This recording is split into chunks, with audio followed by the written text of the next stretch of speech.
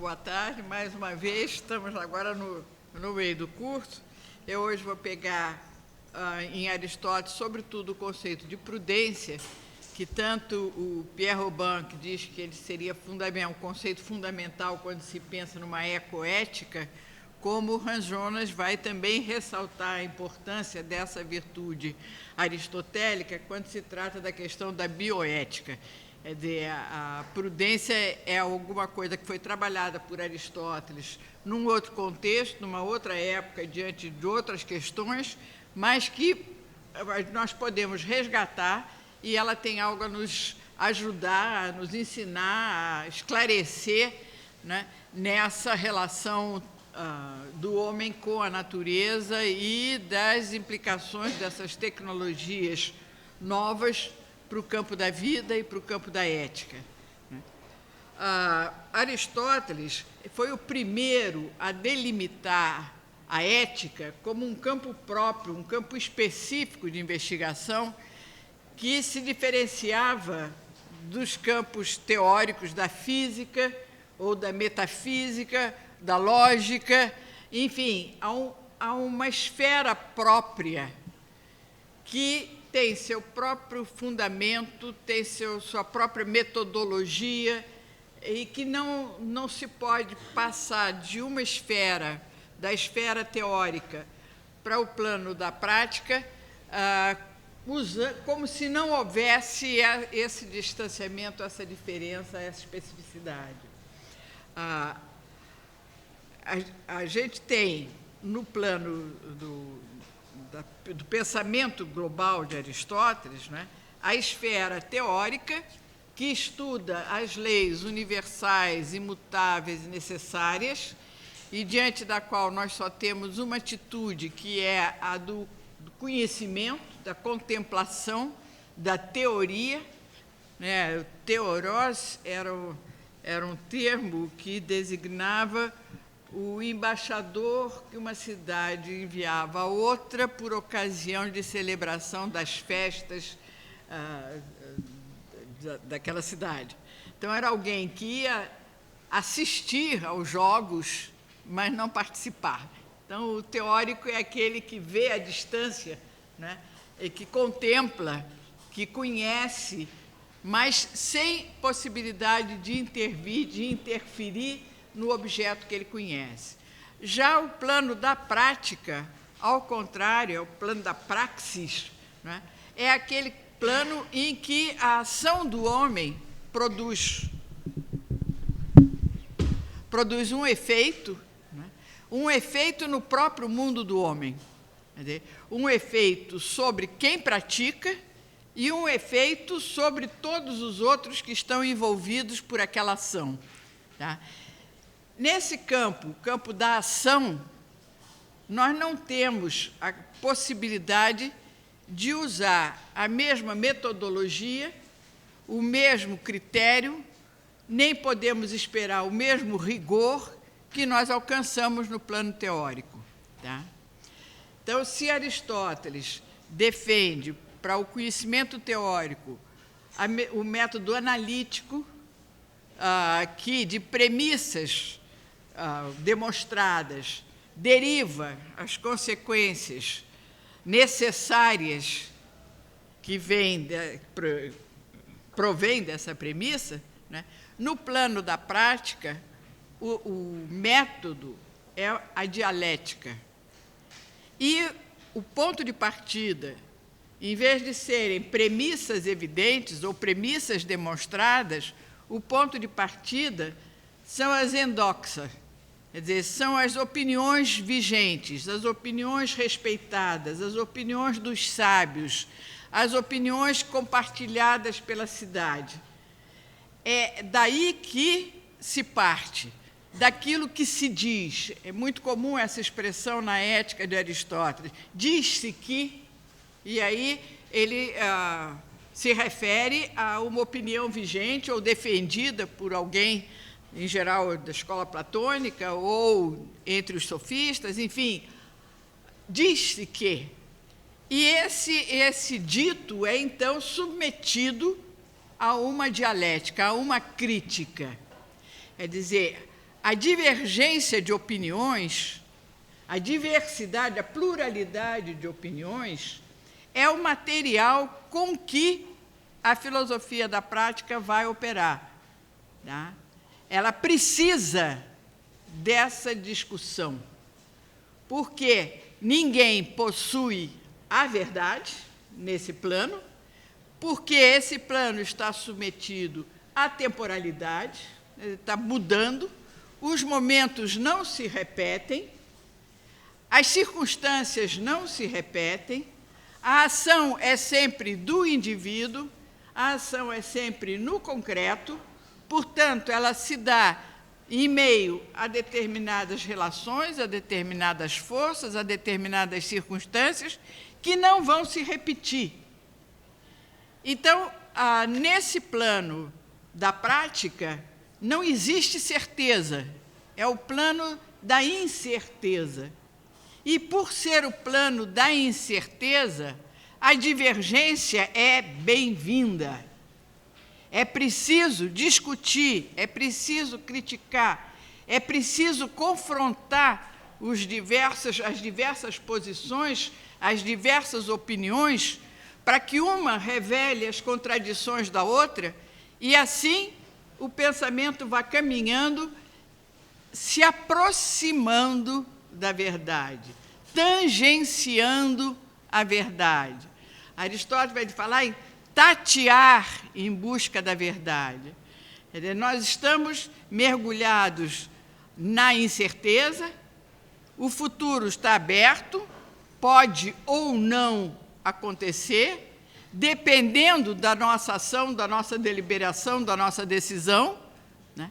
E nós não temos como prever, demonstrar rigorosamente que, se eu tomar tal atitude, a consequência necessariamente será essa. Porque entre a minha decisão e a minha ação e o efeito que vai surgir daí, uma série de outros fatores vão intervir, né, de tal maneira que eu estou sempre trabalhando na incerteza. Então, o método da ética é a dialética, tá? O confronto das opiniões. Então, vejam, é a própria, como é que eu diria? Não condenação, porque ele nem se refere a isso, mas é o antídoto da intolerância. Tá?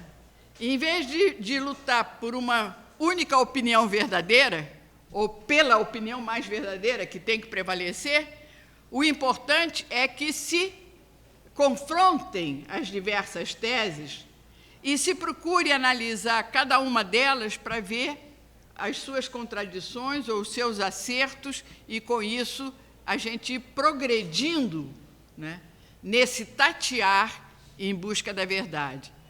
Então, por isso mesmo, alguns autores dizem que Aristóteles é sofista no plano da ética e platônico no plano da metafísica. É por isso que a gente vai ver na próxima aula, Hobbes vai criticar Aristóteles e dizer que a ética dele é uma furada, que, enfim, não tem nenhum rigor, não tem nenhuma base, não dá nenhuma certeza. Kant, a mesma coisa, vai fazer a mesma crítica, né, que ele é, como é que é? Ele é condescendente com as fraquezas humanas, se não me engano, a expressão que ele usa é essa. É uma ética condescendente com as fraquezas humanas, e, então, também não é a ética que eles procuram. Não é uma ética que possa se impor universalmente como um código, como um critério único do que é bem, do que é certo, do que é errado. Não é, portanto, uma ética platônica. Esse bem visado por Aristóteles, esse bem visado por todas as ações humanas, porque quando nós agimos, nós temos em vista alguma coisa que nos parece bem, que nos parece boa, tá? Ninguém deseja o mal pelo mal. O que suscita o desejo é algo que nos aparece como bem, senão não despertaria o desejo, né? E esse bem não é um bem universal, único, que paira lá como um arquétipo perfeito, do qual os outros bens todos são um reflexo mais ou menos fiel, mas é o bem ao nosso alcance. É o bem que nós, mortais, temos condição de alcançar em certa medida. Quer dizer, não é como se ele dissesse a Platão, menos. Menos. Vamos nos conformar que nós somos mortais, vamos nos conformar que nós estamos mergulhados no acidental, no mundo de relações, no mundo complexo, no mundo plural, e aí vamos tentar encontrar... A ética é a ciência do ethos, né? E ethos tem, em grego, são duas palavras, na realidade, que na transliteração ficam iguais, porque são duas vogais que são transliteradas para o E. Eles têm um E breve escrito de um jeito, um E longo escrito de outro jeito. Então, você tem o ethos, que tanto significa caráter, às vezes até temperamento, e tem ethos designando costumes e tradições. E a ética vai estudar o ethos, tanto ethos com E breve como ethos com E longo, tanto ethos como caráter, como ethos como tradição. Por quê? Porque esse caráter se forma através da absorção, da convivência, da introjeção, digamos assim, dessas tradições. Tá? É claro que a gente está muito distante desse momento, né? A polis é uma comunidade pequena, em que não há anonimato, todos se conhecem, todos sabem quem é quem, da casa de quem, da família de quem, né? A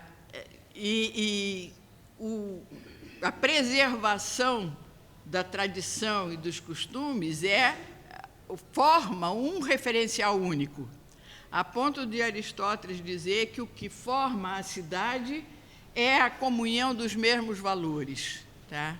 Quer dizer, quando você tem os mesmos valores, é que você constitui, então, uma comunidade, e que os laços de amizade, a vontade de viver junto, é que constitui propriamente a koinonia, é que constitui a comunidade.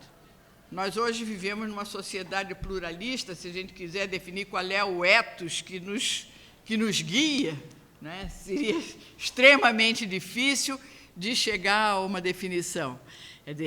Esse ethos, que para Aristóteles é uma referência a ser discutida, mas é uma referência, né? Para nós, isso hoje, nós estamos ainda numa incerteza muito maior, né? Uma vez que a gente nem sequer tem um mínimo consenso, né, sobre que valores são mais importantes serem preservados no nosso mundo, na nossa sociedade. Né? Basta a gente ver aí a campanha que acaba de acontecer na França, ou a eleição do Trump e as medidas que ele vem tomando, para a gente ver como são divergentes as maneiras de enfocar o mundo, de reagir ao mundo e de pretender criar alguma coisa. Então, essa ética, não é, ela vai ter em vista o que é o homem, e ela é, por outro lado, também indissociável da política. Porque quando a gente começa a analisar o que é o homem, Aristóteles vai definir esse homem de duas maneiras. Ele é um zoon politikon, um animal político, e é um animal político por ser um animal dotado de linguagem. É um zoon logon, que foi traduzido tradicionalmente por animal racional. Tá? Então, a posse do discurso, a posse da linguagem, a posse da capacidade de se comunicar sobre o que é justo ou injusto, de enunciar a lei, né? É isso que faz do homem um animal político.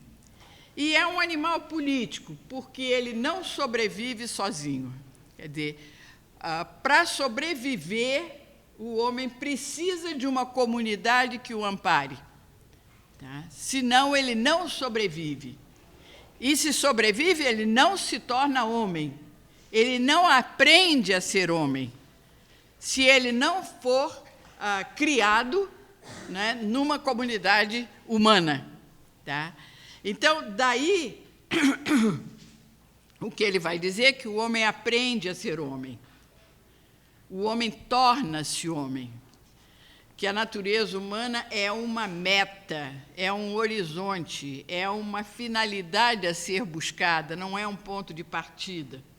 Nós não nascemos adultos, nós não nascemos feitos. Né? É a grande diferença que a gente vai ver quando chega na Idade Moderna, quando o Descartes toma o ego cogito como princípio primeiro. Esse ego cogito é um adulto, né? É um indivíduo adulto em plena posse da sua consciência, da sua razão, como se ele tivesse surgido do nada. Tá? Para Aristóteles, o homem nasce da comunidade, se torna homem pela comunidade, aprende a ser homem pela comunidade, né? E daí toda a importância que há na formação desse homem, que é indissociável, né,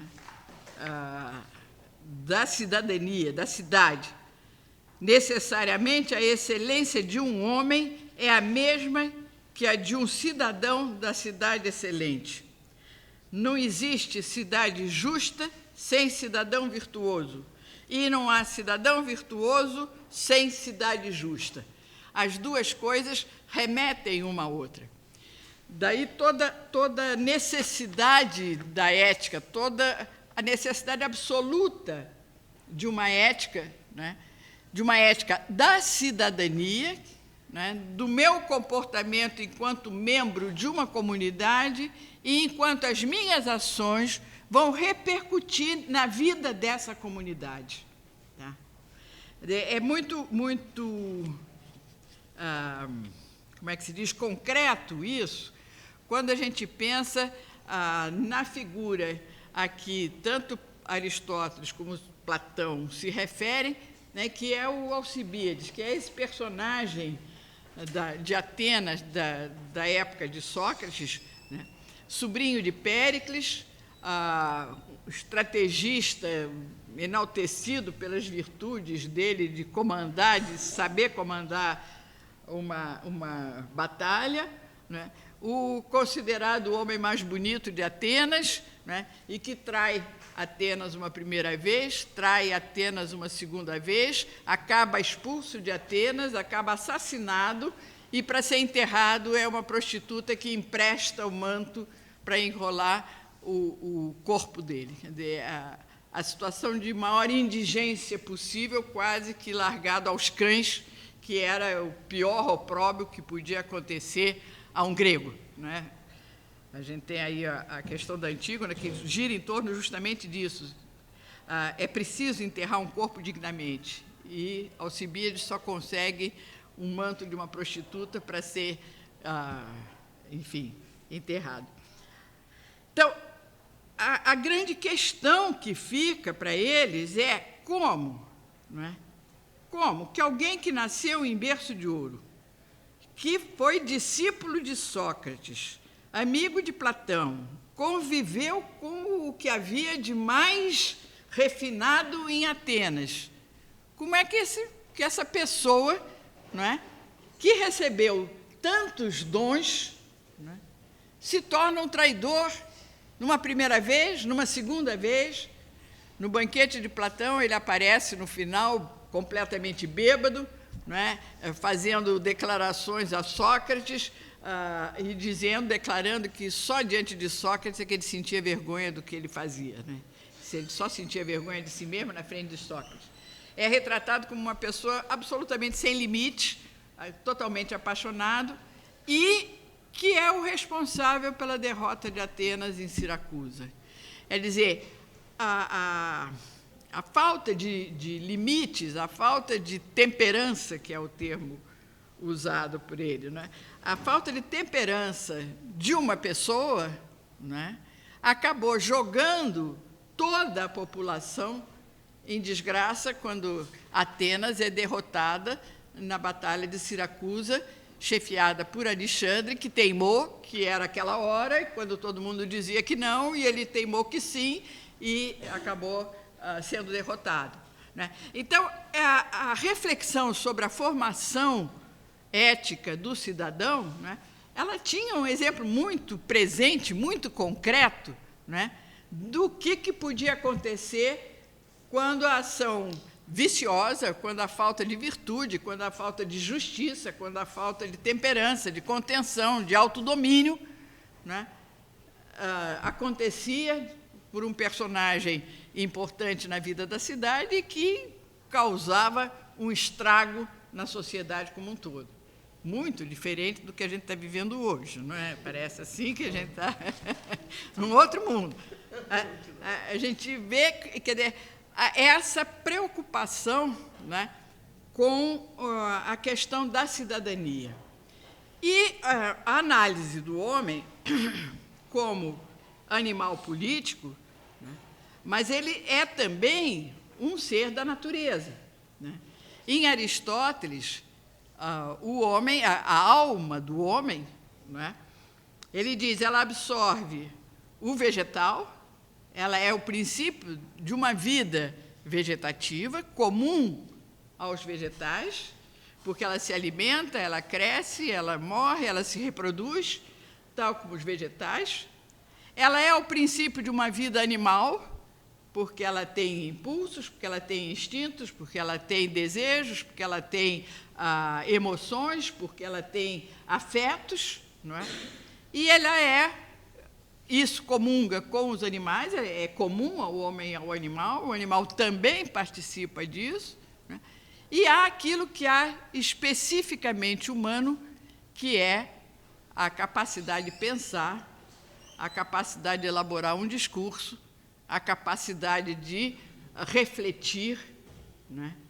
E esse intelecto, essa parte racional da alma, essa parte propriamente, especificamente humana, que distingue o homem dos outros animais, ela vai ter tanto a função teórica, da contemplação, do conhecimento, né, da curiosidade, como ela vai ter uma função prática de dirigir a ação no concreto. Quer dizer, o intelecto, por sua vez, vai se desdobrar em dois níveis, né? O intelecto teórico, que visa o conhecimento, e o intelecto prático, que dirige a ação, né? E a cada uma dessas partes, né, vão corresponder virtudes específicas. Quer dizer, a vida vegetativa, Aristóteles descarta. Diz, não, essa daí a gente não tem condição de decidir nada, de deliberar nada.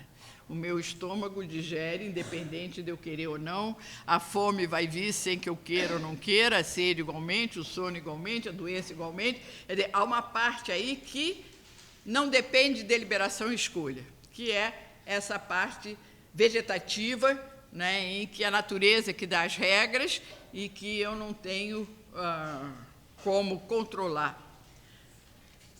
Depois você tem as virtudes da parte afetiva, da parte das emoções, dos sentimentos, né, que são as virtudes que ele chama de virtudes éticas, e que vai dizer que a cada faculdade, a cada potência que o homem possui nessa área da vida afetiva, ele pode ter a falta, o excesso ou o meio termo. Quer dizer, ele pode usar essas faculdades na medida certa, pode usar em excesso ou pode usar em falta.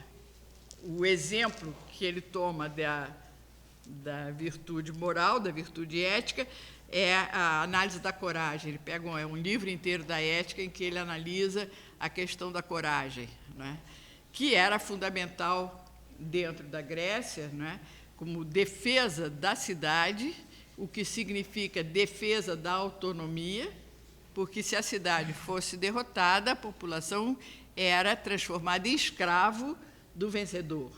Então, ser capaz de defender a cidade, não é? Ser capaz de enfrentar o perigo, ser capaz de se manter na frente de batalha sem ceder ao medo, né, vai ser uma virtude primordial. E Aristóteles vai dizer que não é não ter medo, tá? Mas é o que você faz com esse medo.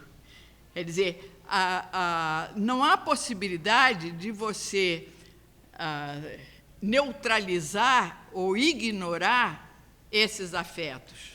Não sei aí se os estoicos vão pegar justamente essa possibilidade. Para Aristóteles não existe essa possibilidade. Não há como neutralizar, não há como fazer como Platão, expulsar da cidade as paixões. Então, não pode ouvir músicas violentas, não pode, certos tipos de música não se pode ouvir na cidade, certo tipo de poesia não se pode ensinar às crianças, certo tipo de prática para que não se toque nessa área perigosa das paixões que podem desordenar, provocar desordem dos espíritos. Para Aristóteles, as paixões são a matéria da virtude. Não é negar as paixões, não é reprimir as paixões, mas é conformar, é dar forma, é como eu lido com essas paixões, com essa vulnerabilidade, com esses afetos, com essas emoções. Isso é que vai formar o meu caráter, isso é que vai definir quem nós somos. Então, você tem aí uma série de virtudes que Aristóteles estuda, né, sendo que a síntese delas vai ser encontrada na justiça. Tá? A justiça, como virtude, Aristóteles diz que ela é a dimensão social da virtude. É a virtude na relação com o outro. Essa é a justiça. Tá? E vai ter também a justiça como legalidade, mas aí a gente não vou entrar por esse caminho, senão a gente vai longe demais. Né? Mas, então, você teria um corpo de virtudes que se confunde até certo ponto com a justiça, que se define, inclusive, pela justiça, porque é o justo meio. Então, você não tem como definir a virtude sem apelar para a justiça, e você não tem como compreender a justiça sem apelar para a noção de virtude. Tá? E isso é produto, é fruto, né, de esforço e exercício. Tá? Então, tal como a gente, no exemplo da ginástica, no exemplo de uma atividade física, ou no exemplo do cultivo de uma arte, né, o flautista, ele precisa de tocar flauta para ele aprender a tocar flauta. Né? Ele precisa de desenvolver nele uma capacidade, né, que depois ele pode usar a sua vontade, quase que se incorpora a ele. Aristóteles cita um poeta, Eveno, que diz: o hábito se torna uma segunda natureza. Quer dizer, o homem nasce com uma natureza, uma série de potencialidades. Ele diz: não nasce nem vicioso nem virtuoso, ninguém nasce virtuoso, ninguém nasce vicioso, mas ele se torna uma coisa ou outra. Ele é apto a desenvolver a virtude. E o caráter, então, que eu vou desenvolver ao longo da minha vida e que me identifica como quem eu sou, né? A Hannah Arendt é que chama muita atenção para essa questão do caráter como aquilo que nos identifica como sendo aquela pessoa, né? Quem nós somos. A natureza me diz que eu sou homem, né? Que eu sou um ser humano, mas quem eu sou vai ser o caráter, que é uma autoconstrução do sujeito. Tá? Ele se torna. Aí ele cita Píndaro, torna-te o que és. Tá? O homem deve se fazer homem. Em outra parte, ele diz, o homem é obra de si mesmo. Tá? O homem é obra de si mesmo. E uma obra que ele vai construir na comunidade, em conjunto com os outros homens. Então, essa seria, digamos assim, a esfera das virtudes morais, desses hábitos que seria necessário investir na formação, né, para que o homem se torne autônomo, quer dizer, que ele saiba agir por si mesmo, né, independentemente de alguém de fora que venha lhe dizer o que fazer. Você tem, nos exemplos, nos poetas, nos heróis que são glorificados pela cidade, né, referências, né, guias, então, coragem como a coragem de Aquiles, astúcia como a astúcia do Ulisses, né, prudência como a prudência do Péricles, né? Então, você tem na cidade exemplos referenciais que você diz, eu quero ser como ele. Né? É bom ser como ele. E a cidade, então, oferece, isso, a missão dos poetas é essa, né? Oferecer, trazer a memória, né? Não como algo do passado, mas como um guia do presente, como um referencial para o presente. Tá? Então, você tem ali a virtude definida como sendo um meio termo entre o excesso e a falta. Né? A virtude como justa medida e a justiça como a síntese dessas virtudes. Mas aí é que a gente entra na questão da prudência, né? Na parte, no que diz respeito ao intelecto, né? Ali você não está lidando mais com as paixões. Tá? O intelecto não é uma esfera em que as paixões, vamos dizer assim, não são mais a matéria a ser trabalhada, a ser informada.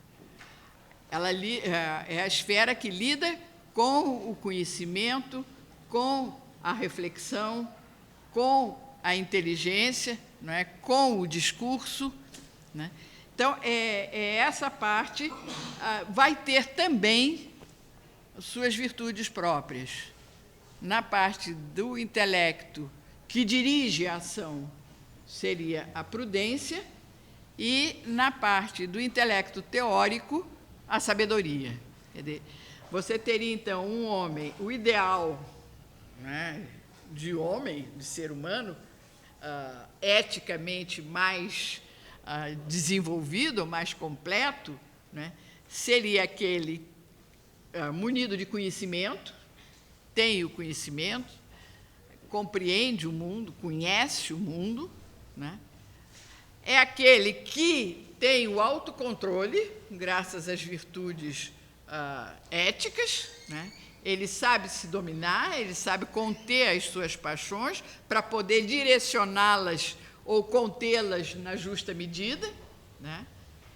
E você tem a prudência, que trabalha com as duas coisas. Ela precisa, de um lado, das virtudes morais, ela depende do autocontrole, ela depende da justa medida, ela depende dessa esfera ética, né? E ela depende também da parte intelectual, do conhecimento teórico. Tá? Ele vai identificar a prudência com a política. Tá? É a virtude do governante, porque, assim como a prudência ela faz a ponte, ela liga, ela estabelece uma articulação, um elo entre a esfera do pathos, a esfera das paixões, dos afetos, a esfera da nossa vulnerabilidade, com o aspecto da inteligência, com a capacidade de pensar, a prudência faz essa ponte, né? Como a política vai também fazer uma ponte entre a ética, esse mundo da virtude, dos valores, e a parte técnica, a parte do saber fazer, né? Então, ele precisa também da experiência, ele precisa do conhecimento, tá? Aristóteles, ele, em várias passagens, ele distingue, né, a esfera da ética e a esfera da técnica. E afirma com muita clareza que a questão ética não é uma questão técnica. Quer dizer, a ética não é uma questão de adestramento, tá? Não é uma relação meios e fins, não é você treinar para que... Quer dizer, não é uma engenharia comportamental, tá? Que, dado um estímulo, você tem uma determinada resposta. Não é isso, tá? A esfera da ética tem a ver com valores, com significado, não é? Com o sentido que as coisas têm para nós. A esfera da técnica, não é? A esfera da produção, a esfera da poiesis, né? Ela visa a obra. O que é importante é o produto. A técnica, a arte, vai ser medida pela excelência da obra. Ela não diz nada do sujeito, tá? Você pega uma estátua e ela é bela, ela é harmônica, ela é fiel, não é? São as qualidades da estátua. O máximo que ela revela sobre o artista é a capacidade técnica dele de trabalhar o mármore para produzir aquela obra, tá? Para Aristóteles, não é? A técnica, ela se guia pelas leis da natureza, tá? Ela conhece as relações de causa e efeito, e aí ela atua como causa para obter determinado efeito. Ela trabalha numa linha de previsibilidade, tá? A natureza é previsível, ela obedece sempre às mesmas leis. E a técnica aprende com a natureza, né, que leis são essas, e se torna capaz, então, de, imitando a natureza, trazer à luz um ser, né, criar alguma coisa à semelhança do que a natureza faz, tá? Então, na técnica, você tem na natureza um guia, né? E na política,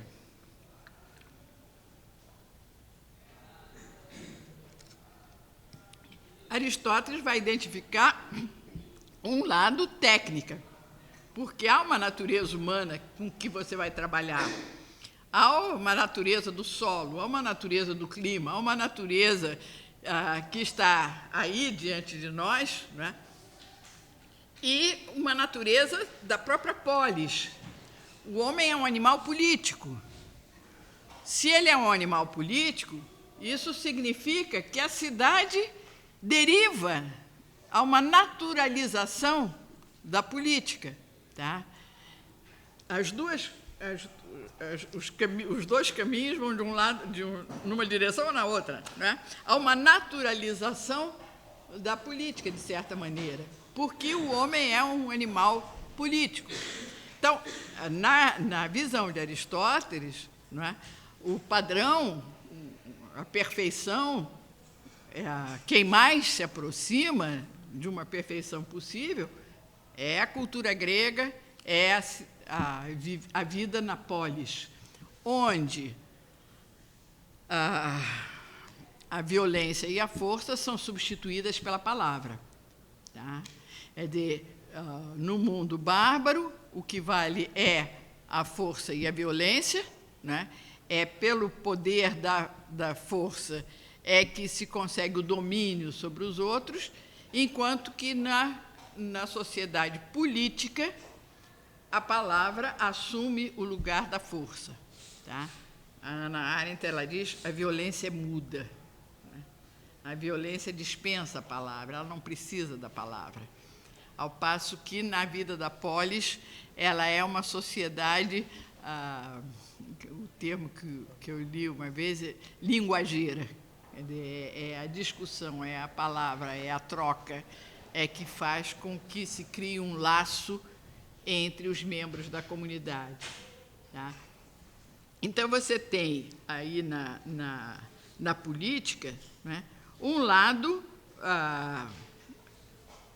ética, um lado valores, um lado tradições e costumes, um lado preocupação com a justiça, porque sem a justiça não há vida em comum, não há possibilidade de uma cidade boa, onde seja possível se desenvolver como ser humano.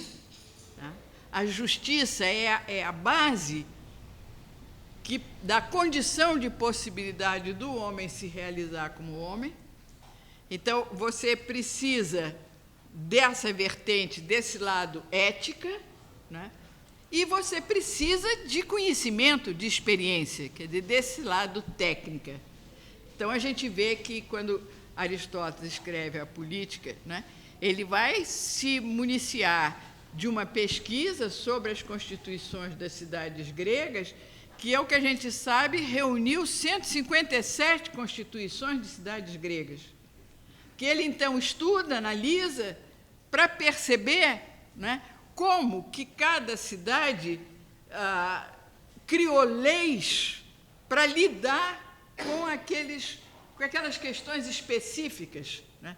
E dessa experiência enorme, né, dos obstáculos, dos problemas e das soluções alcançadas, né, chegar a propor, a analisar os diversos sistemas políticos que se estruturaram, né, ao longo da história nas diversas cidades, né, quais preservavam a justiça e quais não. Né?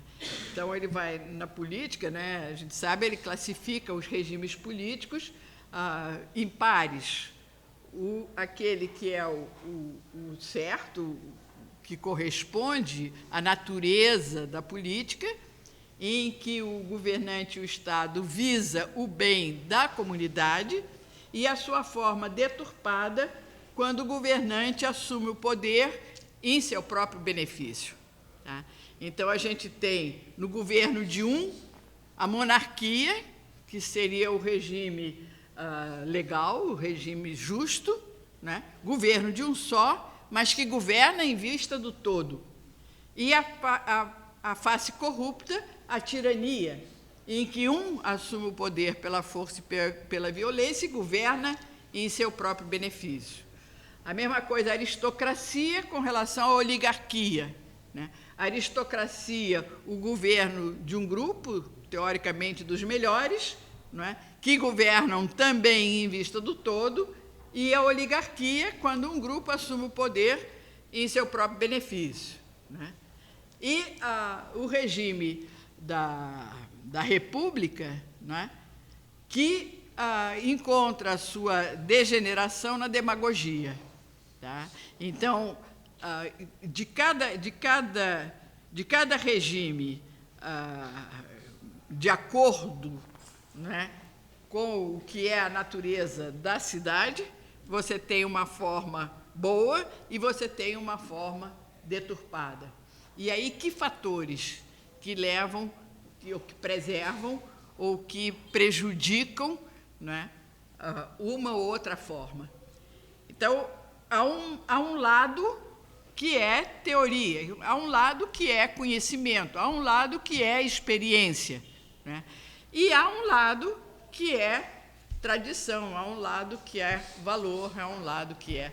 Então, Em Aristóteles, não é, e isso se fundamenta na própria metafísica dele, através da teleologia, né? A natureza não faz nada em vão, tudo existe em vista de uma finalidade, tudo se explica em vista de uma finalidade visada, né? Isso que acontece no mundo da natureza, mais ainda acontece no mundo do homem.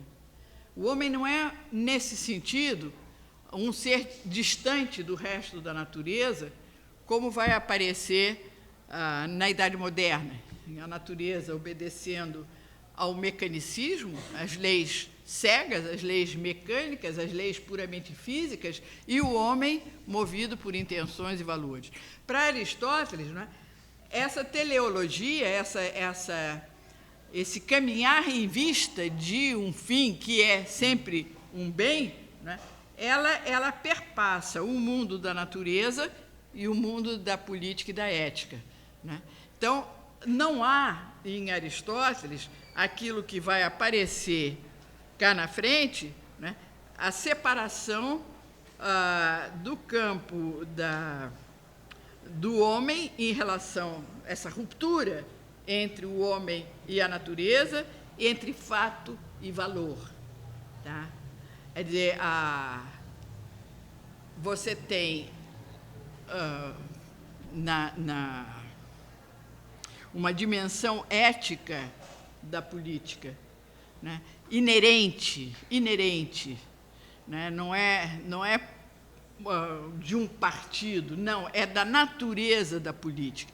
Quer dizer, a gente encontra em Aristóteles uma naturalização da política, tá? Ela decorre da própria natureza do homem.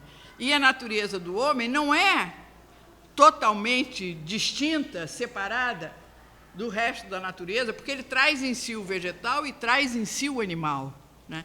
E isso a gente vai ver, não é, o Hans Jonas resgatar, não é, essa fraternidade ou essa aliança necessária, né, entre o homem e a natureza. O homem é um ser da natureza. Então, não há essa ruptura entre fato e valor, não há essa ruptura entre o direito e a ética, não há essa ruptura entre o mundo privado e o mundo público, né? É bem verdade que a gente não tem, na Grécia, a gente não tem uma igreja, não tem uma autoridade religiosa, não tem uma classe sacerdotal, não tem um texto sagrado, quer dizer, não tem uma autoridade incontestável, revelação divina, como a gente encontra em outros povos, e, sobretudo, no nosso caso, na tradição hebraico-cristã, né? Então, há uma liberdade de pensamento e não há necessidade nenhuma, né, de estabelecer um limite ou uma divisão nesse campo. O que vai acontecer na crise da Idade Média, primeiro com Maquiavel e depois com Hobbes, né, em que a separação desses campos tem a ver com a luta entre o poder civil e o poder religioso, entre o Estado e a Igreja. Então, há uma questão de disputa de poder aí que leva a dissociar a esfera individual, a esfera ética, da esfera política, né?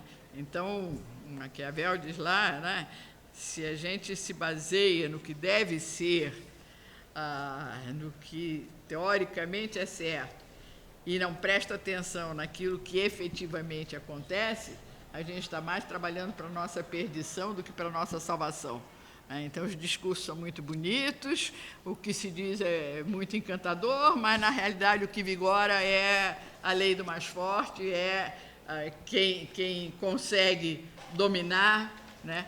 A pior desgraça que pode acontecer para uma cidade é o enfraquecimento do poder, porque aí é o caos que se instaura, né? Esse poder, uma vez assumido, tem que fazer tudo que é ruim no primeiro momento e depois faz o bem aos poucos, que aí o pessoal se esquece das maldades feitas no primeiro momento e só vai lembrar do que foi feito de bom ao longo da história. Enfim, todos os conselhos que ele dá ao príncipe, né, de como segurar esse poder sem nenhum questionamento ético, tá?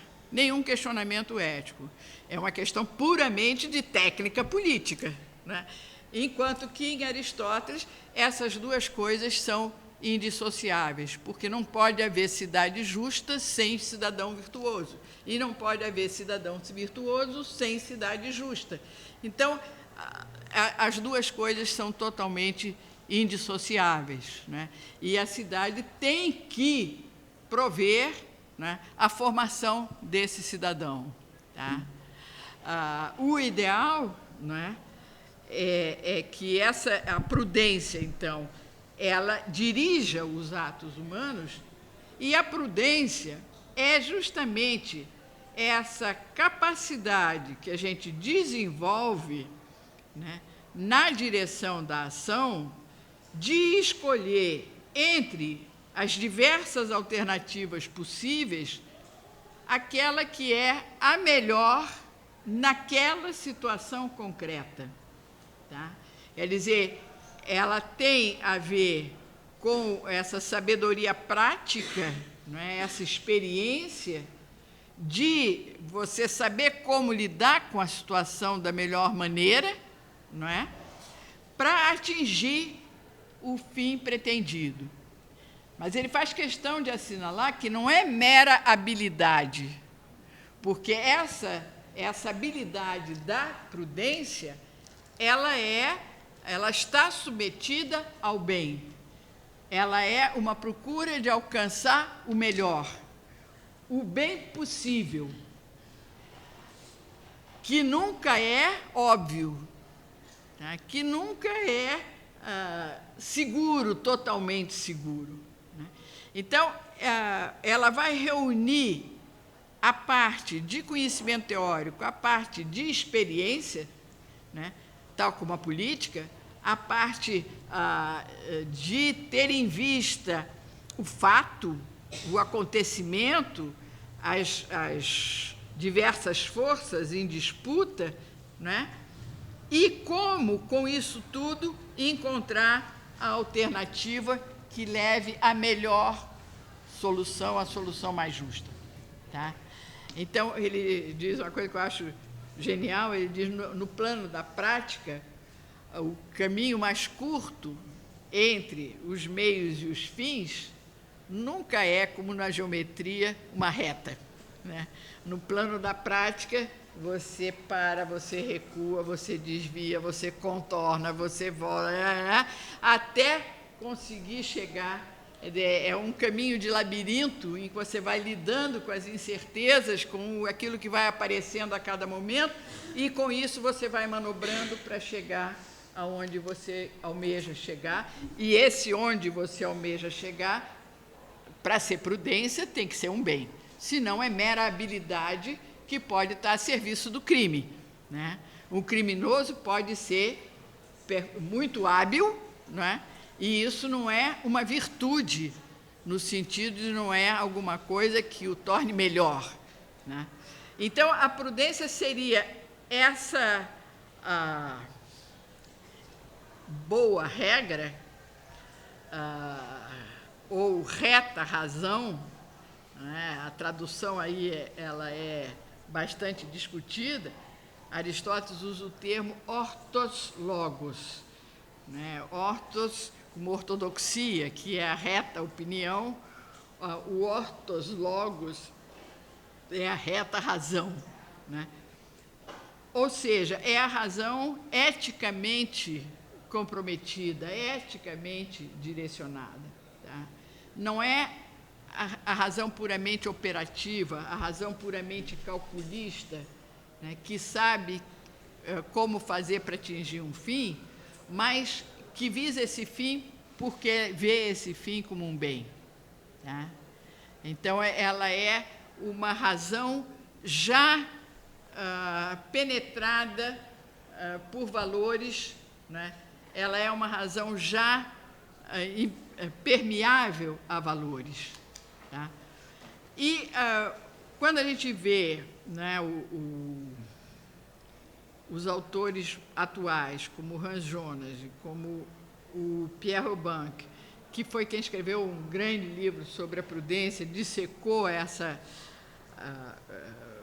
virtude aristotélica, né, e mostra a importância dela.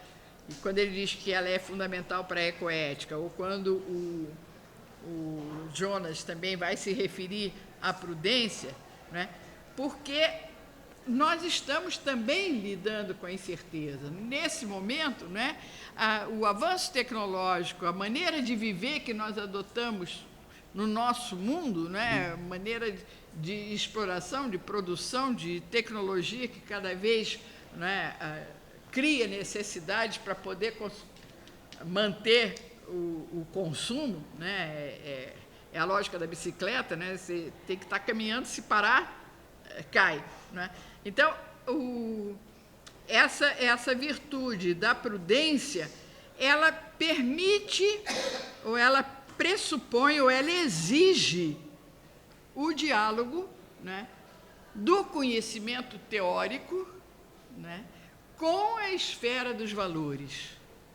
E a dificuldade imensa que a gente encontra vem justamente daquilo que o Aristóteles aponta, da distância entre a ética, a praxis, o campo da praxis e o campo da teoria.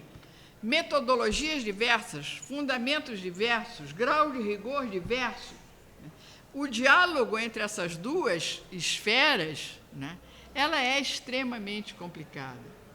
Então, a gente vê uma tentativa de barrar, por exemplo, na questão da clonagem, não é? E o cientista diz, o compromisso da ciência é com a verdade. O único compromisso que nós temos é com a descoberta da verdade. Não pode haver censura ao pesquisador que está em busca do conhecimento. Mas e aí? O que vai se fazer com esse conhecimento? Quem é que vai garantir, né, que o produto dessa técnica vai ser justo, vai ser bom, vai ser... Mas como é que você faz esse encontro, esse diálogo, né, quando o ponto de partida, quando o vocabulário, quando a metodologia é tão diversa, né? Num caso, a discussão, no outro caso, a demonstração. Onde é que estão as pesquisas? Onde é que está a experiência? Onde é que está o resultado do laboratório? Quem é que diz que, efetivamente, é o homem que está destruindo a camada de ozônio? Quem é que afirma isso? Pode não ser, me prova, onde é que estão as experiências? As pesquisas duram de 30 anos, quem disse que antes já não aconteceu isso muitas vezes? E a gente ouve isso o tempo todo, né? E fica perdido no meio dessa discussão, né? Porque nem a ciência se torna acessível para o grande povo, né? Para o grande público. Nós não entendemos a linguagem, o vocabulário entre eles, né? O método é outro e a gente é espectador disso aí, né? Então, a questão da política e da prudência, as duas coisas estão estreitamente amarradas, quase que são as duas faces de uma mesma moeda, né?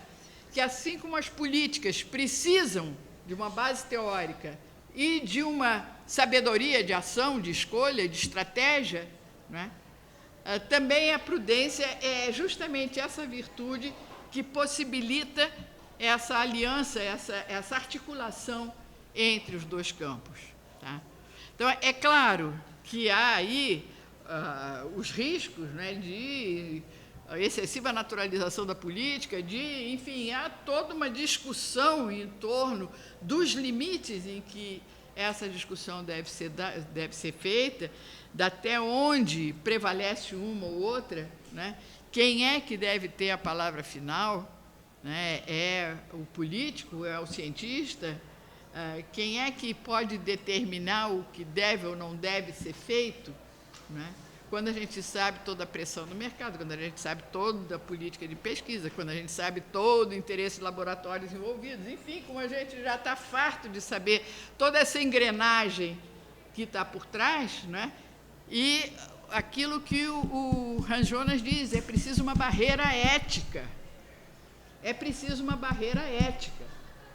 Mas a ética não é ciência, a ética não é científica, a ética não é demonstrada. Então, é um diálogo entre duas forças extremamente desiguais, né? E é por isso que ele vai falar da... Como é da... subiu o termo do medo, heurística do medo, né? Heurística do medo. É de você tomar o medo, que é o que o Hobbes vai trazer, né? O Hobbes vai trazer essa questão do medo, né? As paixões não... A razão não domina as paixões, para o Hobbes, né? As paixões são mais fortes e uma paixão só cede a outra paixão mais forte. Então, contra a ambição, o medo, né? O que bloqueia a ambição é o medo. E aí a heurística do medo do Hobbes não é o medo de Hobbes, mas, enfim, é uma necessidade de fazer frente a uma engrenagem que está aí, né? E tem um grupo de pesquisadores da Bélgica, não é de Louvain, não, nem do Instituto Católico, é de uma outra instituição que agora me foge, o Gilbert Rotois. Universidade Livre de Bruxelas. Universidade Livre de Bruxelas. Que ele diz que a técnica obedece a uma lógica interna própria. Ela evolui, ela mesma, há uma dinâmica dela mesma, né, que faz com que ela avance, que ela vá criando novas necessidades para poder se desenvolver, enfim, que ela deixou de ser um meio, ela passou a ser um fim em si mesma, né? E é essa engrenagem toda que a gente precisa de compreender, né, de conhecer, teoricamente, de analisar e de avaliar e de discutir essa avaliação, né, de estar aberto para essa discussão. Eu acho que a grande lição que Aristóteles nos dá quando ele diz que o método da ética é a dialética, é essa rejeição da intolerância.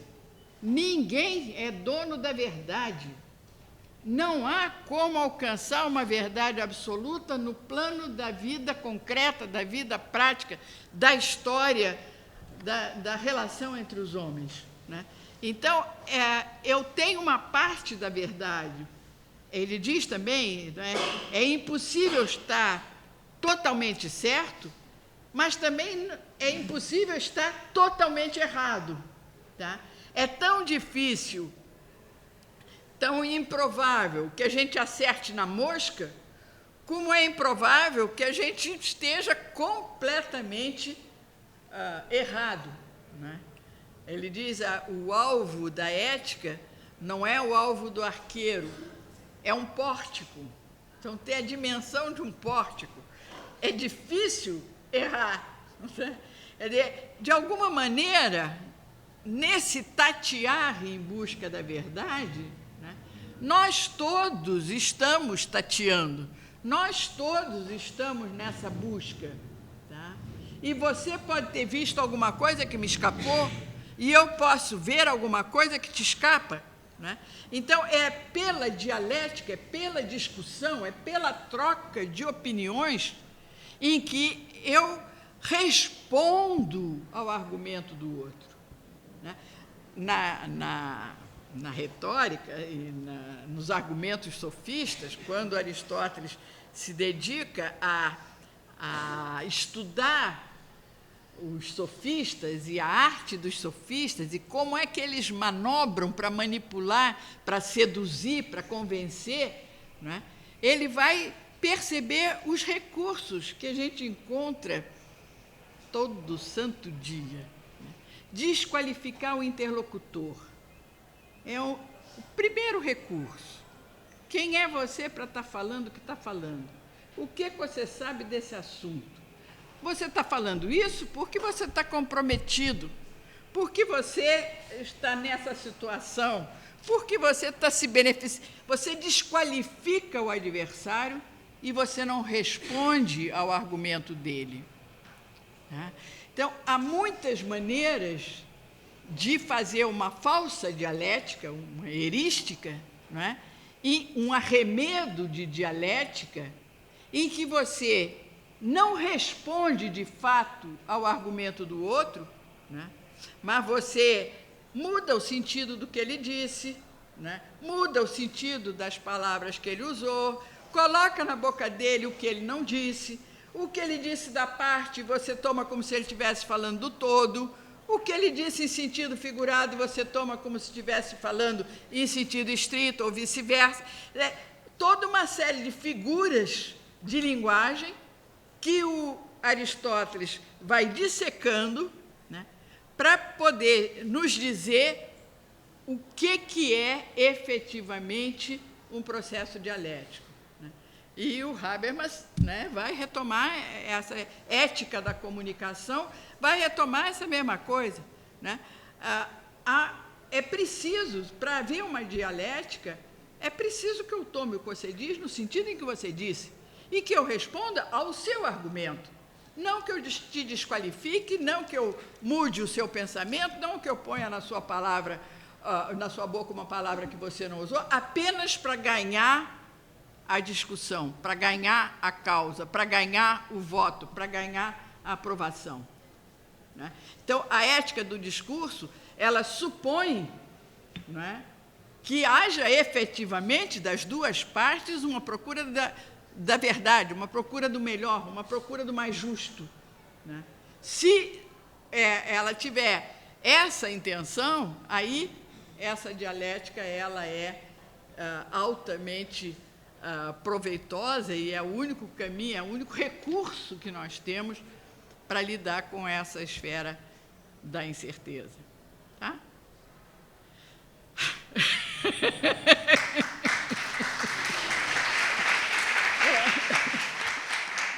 Obrigada.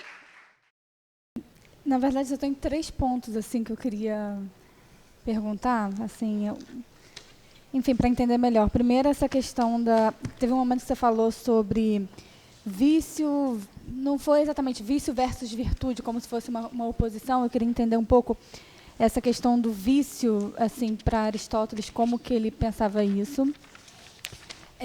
Não sei se talvez como a permanência daquilo que não é virtude, não sei, eu queria ouvir um pouquinho. A outra questão é em relação a relação entre virtude e autonomia, que você falou que naquela situação as virtudes morais elas serviam para você, de alguma forma, chegar a um estado de autonomia. E aí eu estou pensando isso, trazendo para a realidade atual, assim, pensando como que os argumentos, por exemplo, da biotecnologia, das tecnologias de medicalização das emoções, por exemplo, que usam a autonomia como argumento para justificar a validade de uso de medicamentos para tratar emoções, por exemplo. E aí é um movimento contrário, né? A autonomia que facilitaria, promoveria, de alguma forma, aquilo que se entende como uma medida, a justa medida, né, das emoções. E aí tem a ver com o terceiro ponto, essa questão mais atual, que eu vejo também muito na discussão de bioética sobre medicamentos para tratar emoções e tudo mais, muito de pensar as emoções, as paixões, como meios, né, para se chegar a um estado de bem-estar. Eu estou falando especificamente de uma questão que me interessa, que é da minha pesquisa, que é da discussão da droga anti-amor, e que é uma droga que está sendo discutido por pesquisadores de neuroética de Oxford, e que é uma droga para tratar o que eles chamam de vício de amor. E aí eles justificam que, na verdade, o amor ele serve para se alcançar o bem-estar. Então, assim, o amor é um meio para chegar a um estado de bem-estar. E aí é claro que Aristóteles, obviamente, não estava falando disso, mas quando você fala dessa questão das paixões como meio para alcançar a finalidade, que é o bem, eu penso muito nessa questão da... Não sei, eu fiz uma comparação com isso. Enfim, eu gostaria de te ouvir sobre esses 3 pontos. Desculpa, eu sei que é muita coisa, mas... É muita coisa. Eu vou tentar, né, porque, inclusive, são questões que estão fora da minha área, então eu vou tentar estabelecer aí um diálogo. A questão do vício, né? Quando ele diz que a virtude é uma medida, o que extrapola essa medida é o vício. Tá? A medida, o problema de você ter um comportamento, uma vida ética e desenvolver as virtudes é justamente porque a virtude é uma só, é uma medida que é a justa medida naquela situação, naquele momento, face àquelas pessoas, é aquela que é a justa. E vício se estende para o excesso ou para a falta infinitamente, entende? Então, a possibilidade do vício ela é muito maior do que a virtude, né? Por isso é tão difícil você acertar, não é? E agir sempre dentro dessa medida, né? Você volta e meia cai no excesso ou na falta, que seriam para ele os vícios. Tá? Então, ele acha que não há um princípio do mal e um princípio do bem, tá? Que vai ser depois, né, Santo Agostinho, os maniqueístas, platônicos. Não existe, o corpo não é princípio do mal e a alma é princípio do bem, não. Tá? A questão, nós temos as qualidades dos nossos defeitos e os defeitos das nossas qualidades. Por quê? Porque é uma questão de medida ou de afastamento da medida. Tá? Tanto pela falta, tanto pela carência, como pelo excesso. Então, ele vai dizer, sentir raiva no momento certo, do motivo justo, é virtude. Né? Agora, se deixar levar pela raiva, por um motivo fútil, por uma besteira, é vício. Ou não reagir a uma agressão, também é vício. Tá? Então, há uma gradação. Tá? A virtude, que seria essa medida a mais adequada para aquele momento, em vista do melhor, né, ela vai se degradando ao infinito. Tá? Então, é a mesma dinamis, a mesma potencialidade, a mesma faculdade que é exercida bem quando é exercida na medida, mal quando é exercida com excesso ou com falta. Tá? Então, não há uma oposição virtude e vício, né, que é o que o Kant vai criticar, é uma das coisas que ele critica, o princípio da virtude e do vício não pode ser o mesmo. Né?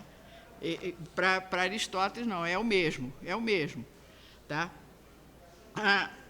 E, justamente, essa justa medida, aí tentando chegar no seu segundo ponto, essa justa medida, ela é conseguida por alguma coisa que ele diz que não é uma virtude, mas é um meio para a virtude, é uma condição de possibilidade da virtude, que é o autodomínio. Tá? É o autodomínio. Quer dizer, você tem que conseguir dominar, dirigir, de certa forma, ser senhora do seu eu, né, o que Aristóteles não conhecia o Freud só veio aparecer agora, não tinha noção do inconsciente. Então, nada dessa questão dos motivos inconscientes que te levam a agir, isso para Aristóteles, a vida moral, ela se dava toda no plano da consciência. Tá? Então, você tinha noção, ele acha que nós temos todos noção do porquê e condição de ser senhor das nossas pulsões, dos nossos desejos, dos nossos medos. Tá? A virtude vai depender dessa capacidade de autocontrole. Tá? E esse autocontrole, ele vai designar, vai dizer que são duas formas. Uma, heterônoma, que vem da censura pública. Tá? Então, você se mantém na medida por causa da censura do outro, para você não ficar mal, para não parecer, porque o que os outros vão dizer. Né? Então, você se comporta direitinho enquanto você está sob o olhar do outro. Ela é útil no plano social, no plano da cidade, para que as pessoas não se excedam, né? Não ultrapassem o limite. Mas ela não é efetivamente uma virtude. A virtude seria a temperança, quando você mesma, por você, tá, busca esse autodomínio, esse equilíbrio, tá? Que é depois do Freud, né, você sabe que isso é uma meta dificilmente alcançável, mas que, de certa maneira, é o que a psicanálise procura te ajudar a ser senhor da sua própria casa, né? A entender, pelo menos, o que se passa no porão, né? Para você lidar de alguma forma com isso. Né? Então, o fato de você se dirigir e ser capaz de ser senhor na sua própria casa, né, é o que ele chama da autonomia. Tá? E que seria o que é buscado pela educação, pela formação do cidadão. É de que você tenha por você a sua própria lei, independentemente da vigilância, independentemente do castigo, da pena, da lei, do juiz, não é? Ou da polícia, você age daquela forma porque você considera que aquela é a forma justa, aquela forma certa. Tá? Então, a autonomia, não é? Seria é claro que também você pode ter um grande criminoso que sabe perfeitamente o que ele quer, o que ele faz, né? Então, ela está a serviço, tá? Ela está a serviço. Ela não é bem em si, porque ela pode estar sendo, né, como na análise que ele faz, na comparação que ele faz entre a prudência e a habilidade, né, ele diz que o grande criminoso pode ser extremamente hábil, pode deliberar muito bem, pode escolher perfeitamente o alvo, pode alcançar o alvo, mas esse alvo é mau. Então, aí você não tem um modelo de virtude, um exemplo de virtude, você tem essas capacidades colocadas a serviço do mal. Tá? Então, tem essa questão do autodomínio, da autonomia, da medida, da virtude, mas tudo isso subordinado, seja subordinado, né, à justiça, tá? Tendo como finalidade a justiça. Nessa questão terceira aí dessa medicalização, né, é o tal negócio daquilo que eu falei, da dificuldade desse diálogo da ciência com a ética. Né? Então, o que escapa da metodologia da ciência não é para ser levado em conta. Tá? Não é seguro, não tem peso. Se você tem uma droga que você sabe que, dado o comprimido X, você vai ter o efeito Y, e esse efeito Y é o que você deseja, por que não? Né? E você acaba tirando do homem essa autonomia, você acaba transformando o homem em robô. Né? Em robô. O comportamento dele não é um comportamento autônomo, é um comportamento que está sendo direcionado por algo fora dele, né? No caso, uma droga, e você não pode, uma vez tirada essa droga, ele vai recair na mesma desordem que ele tinha antes. Né? Então, em Aristóteles, né, quando ele diz não há atos do corpo e não há atos da alma, há atos do homem, tá? O psíquico e o somático, eles estão amarrados. Você tem em Aristóteles um texto sobre a melancolia, em que ele relaciona a depressão com a bilis negra, né? Então, quando ele encontra, ele acha que a depressão é provocada pela presença da bilis negra no organismo. Quer dizer, uma interferência do corpo sobre a alma, né? Então, você trata o homem como um todo. Tá? E, a meu ver, aí é opinião, eu não conheço profundamente essa área, mas a minha opinião é que quando você usa desses recursos de medicalização, você não está tratando o homem, né? Porque você está ignorando toda a parte psíquica, afetiva, emocional, né? E está dando ali um remedinho para curar da angústia. Eu gostaria de fazer um comentário.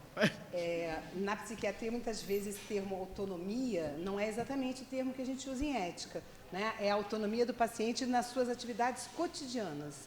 Aí você dá uma droga psicotrópica, sei lá qual for, para modular o comportamento dele, para ele conviver na sociedade. Então, muitas vezes, o tratamento não está visando o bem do paciente, mas o alívio da sociedade de não ter que conviver com o comportamento inadequado dele na sociedade, certo? Então, só queria chamar essa atenção que essa autonomia da psiquiatria não é a autonomia da ética que a gente está falando, mas é assim, a capacidade a pessoa pode ter um transtorno psiquiátrico tão grande que ela não consegue trabalhar porque fica com medo, os medos mais absurdos. Tem gente que tem medo de passarinho, gente, sabe? E aí vê um passarinho, entra em pânico, fica parado, treme, sua. Então, aí a droga traria autonomia dela conseguir suportar esse medo e seguir a sua vida cotidiana dentro da sociedade. Mas esse conceito de autonomia na psiquiatria não é o mesmo da ética, né? Da ética é a capacidade de fazer as suas próprias leis e seguir as suas próprias orientações, né? Isso.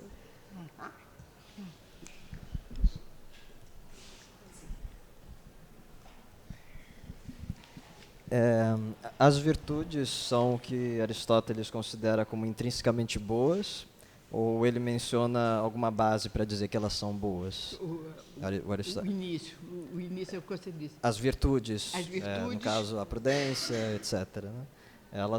Ele considera elas como intrinsecamente boas ou existe alguma base? A virtude é a boa disposição, tá? Essa capacidade de você agir bem, isso é que é a virtude. Entendi. Mas ele descreve esse agir bem, ele descreve mais ou menos o que seria esse agir bem? Esse equilíbrio que tem que ser né? encontrado em cada situação concreta. Entendi. E uma justiça, né? Então ele meio que iguala o bem com a justiça, né? Praticamente. Tá. E uma segunda pergunta que eu não sei se é besteira, mas a visão ética teleológica dele não faz uso do que ele considera como técnica? Não faz questão. A visão teleológica dele Sim. Não faz uso do que ele considera como técnica, no sentido de que a técnica também é movida por uma teleologia, né? A técnica também visa uma finalidade. Só que a finalidade da técnica é a produção da obra. E a finalidade da ética é o desenvolvimento do ser humano. Tá? Uma é para fora e outra é interna. Eu queria aproveitar a oportunidade para perguntar sobre uma questão muito recorrente, que é a questão do aborto. Né? O que é suficiente e necessário para se tornar o aborto um ato normal, de praxe e dentro dos parâmetros da justiça, Para tornar o amor, você diz? Isso. Aborto. O aborto? Isso, aborto. Isso. Olha, em Aristóteles, tá? Eu vou te responder em Aristóteles. O que, para ele, nem o aborto, nem o infanticídio seria crime. Tá? Porque os gregos achavam que, enquanto o homem não fala, ele ainda não chegou a ser homem. Tá? Então, eles tinham a prática, e o Édipo, a Guerra de Troia com Paris, vários personagens das tragédias gregas, não é? O pai mandou matar porque levou no oráculo, e o oráculo disse que ele ia incendiar a cidade, que ele ia matar o pai, que ele ia casar com a mãe, então mata porque... E isso era uma prática aceita, tá? Aceita. A criança era posta num vaso de barro na saída da cidade, quem quiser que pegasse, ou morria. Tá? Então, é uma visão muito, muito, muito diferente da nossa. Tá? Como o homem não nasce feito, como o homem se torna homem, né? Então, o aborto, para ele, não seria nada de condenável. Só que eles não tinham, que eu saiba, não sei se já existia, eu não conheço a história da medicina, para saber se eles já tinham técnicas e já tinham meios de praticar o aborto, não sei. Não sei te dizer. Mas a criança, mesmo a criança já nascida, não era digna de... Tornar hoje, na nossa visão filosófica, como conciliar esse problema que a maioria das feministas encara como um problema. Olha, eu não quero entrar nessa discussão porque ela não vai ter fim, né? Ela não vai ter fim. Quer dizer, é o direito da mulher ao próprio corpo ou é uma outra vida independente que está ali? Quer dizer, até que ponto ela tem possibilidade de decidir sobre uma vida que já está nela e que não é ela, não é? Eu ouvi uma vez, acho que foi a Lucélia Santos, que ela disse, olha, eu sou racionalmente favorável ao aborto, mas eu sou visceralmente contra. Tá? É visceral a coisa. Então, não chega a ter um domínio do universal no sentido da justiça, que seria é muito discutível. Você vai ter argumento de um lado e do outro. Quer dizer, o que é justo? Deixar nascer uma criança que não vai ter condição de ser educada, que vai ser miserável nascer, ou não permitir que essa criança... Então, isso a gente vai chegar aqui... Eu queria fazer um comentário. Esse assunto sobre o aborto vai ser discutido no tema O Início e o Fim da Vida, uma aula que eu vou dar junto com o professor Linton. E eu vou apresentar algumas discussões que o Jonas traz, né, a respeito do aborto. Ele não é assim, categoricamente contra, mas ele também não é a favor do aborto total liberado. Ele rechaça completamente, refuta esse argumento das feministas, me perdoem se alguém aí defende essa ideia, de que o feto faz parte do corpo da mãe. Isso já caiu por terra há muito tempo. Se aquele... e o que eu vou falar aqui é com base nos juristas lá do IAB, que teve essa discussão lá, e, olha, o concepto, ele é já um ser de direito, é um sujeito, assim, ele não é uma pessoa ainda formada, né? Ele não tem personalidade, mas ele já é um sujeito de direito, de alguma forma, né? Já é uma vida incipiente, ela tem tudo, e ela é autônoma, independente da mãe. A mãe é apenas o veículo que permite aquele servir, certo? Então, o Ranjonas, ele coloca que o aborto em momentos o feticídio, o infanticídio, ele acha muito triste, ele assim não aceita de forma alguma e acha que todo o movimento ético deve ser tal para favorecer que isso não aconteça mais, né? Para que isso não aconteça mais. Mas o aborto em momentos muito precoces, ele considera aceitável dependendo da causa moral que leve ao desejo do aborto pela mãe. Tá? Então, assim, e isso varia de cultura para cultura. Entre os chineses, o aborto é a coisa mais natural do mundo, porque na igreja na filosofia taoísta, a alma do bebê só entra na respiração quando ele nasce.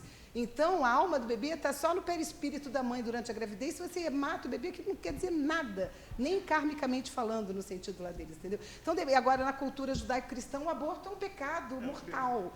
Então, isso depende muito de cultura para cultura.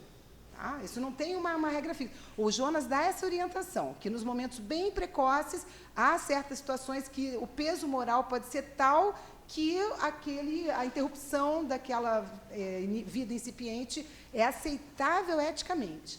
Né? Mas nunca é o ideal. Né? Mais alguma pergunta para você? Né? Na verdade, eu queria fazer um comentário, porque esse assunto aí... mas você... Mas, reforçando o que você falou, é uma questão realmente cultural, histórica, e isso varia dependendo do tempo, do espaço, né? E eu sou historiador, então eu me lembrei de coisas que eu li a respeito daqui do Rio de Janeiro, no início do século, onde o infanticídio era muito praticado, especialmente por moças pobres que não podiam sustentar uma criança, enfim. E eu me lembro de um caso especificamente que eu acompanhei num processo, que a moça foi presa, foi levada para a delegacia, e me chamou a atenção porque no discurso jurídico policial eles se referiam à criança que havia sido morta como feto. Feto para a gente, hoje a gente entende feto apenas dentro da barriga da mãe, né? Mas aquilo me chamou muita atenção, apesar da moça ter sido processada e tal, mas se referiam à criança como feto. Então, de uma certa maneira, não consideravam ainda aquele ser um indivíduo. A linguagem a gente sabe que trai, né? que diz muito. Né? Então, era só isso que eu queria comentar. Não vou entrar no mérito aqui, porque realmente... aula sobre isso, o fim da vida, onde a gente vai poder discutir esse assunto um pouco mais. Mais alguma pergunta, algum comentário? Professor? Não e sim? Mas eu comparei isso que a Maria do Carmo colocou, e colocou muito densamente e muito bem. É isso que Aristóteles pensa, é que fundamentalmente a ética pensa hoje, naturalmente com os acréscimos posteriores da filosofia, da tecnociência, assim por diante. Heidegger, aqui eu comentei com ela no intervalo, Heidegger, ele fez uma conferência importante e longa sobre a ciência e a filosofia e a ética. Então ele fala do homem moderno, como a Maria do Carmo de outro jeito falou, do homem moderno ter se entregue à ciência, muito bem, e logo ele transformou esta ciência, que é um saber abstrato, teórico, em prática, tecnociência, a tecnificação da ciência, e estamos nessa dependência hoje. Então, Heidegger diz, o ser humano, nós, esquecemos uma dimensão fundamental de nós mesmos, porque nós viramos homo faber. Nós fazemos, e com a tecnociência nós construímos. Você pode até construir o ser humano hoje, em laboratório. Não precisa mais sexo e tal. Dá para fazê-lo em laboratório. Embora seja proibidíssimo, mas isso pode acontecer. Está bem. A outra dimensão do ser humano é mais importante e é o forte de Aristóteles. Ele conhecia pouquíssimo do Homo faber, mas tinha a tecne, né? Tinha. Mas ele tinha, sobretudo naquele tempo, a razão meditante sobre o sentido do mundo, do ser humano, da ética, né? E hoje em dia nós esquecemos essa dimensão. Esquecemos que somos meditantes, ou seja, capazes de entender o sentido do que fazemos e do que há, inclusive da ciência. Ou seja, nós esquecemos a dimensão que Aristóteles tanto salienta, que é a sabedoria. A sabedoria, a razão meditante é a sabedoria que vê as coisas no seu conjunto, no seu sentido global. Perdemos o sentido global. Eu faço fé nessa maneira de interpretar. Faço fé porque é o que a gente vê, que acontece. Exatamente.